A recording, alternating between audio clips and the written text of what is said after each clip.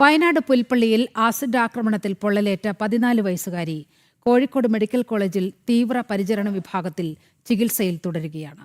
പെൺകുട്ടിക്ക് 50% പൊള്ളലേറ്റിട്ടുണ്ട്.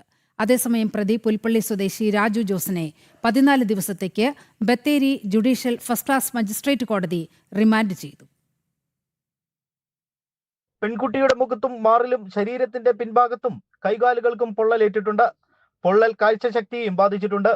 കണ്ണ് പൂർണ്ണമായി തുറക്കാനാവാത്തതിനാൽ വിദഗ്ധ പരിശോധനയ്ക്ക് ശേഷമായി കാഴ്ചശക്തി തിരിച്ചു കിട്ടുമോ എന്ന് വ്യക്തമാക്കാനാകൂ. പെൺകുട്ടി കോഴിക്കോട് മെഡിക്കൽ കോളേജിൽ തീവ്രപരിചരണ വിഭാഗത്തിൽ ചികിത്സയിൽ തുടരുന്നു. പ്ലാസ്റ്റിക് സർജറി വിഭാഗത്തിലെ വിദഗ്ധർ പെൺകുട്ടിയെ സന്ദർശിച്ചു. സംഭവവുമായി ബന്ധപ്പെട്ട പുൽപ്പള്ളി സ്വദേശി രാജു ജോസിനെ കോടതി 14 ദിവസത്തേക്ക് റിമാൻഡ് ചെയ്തു.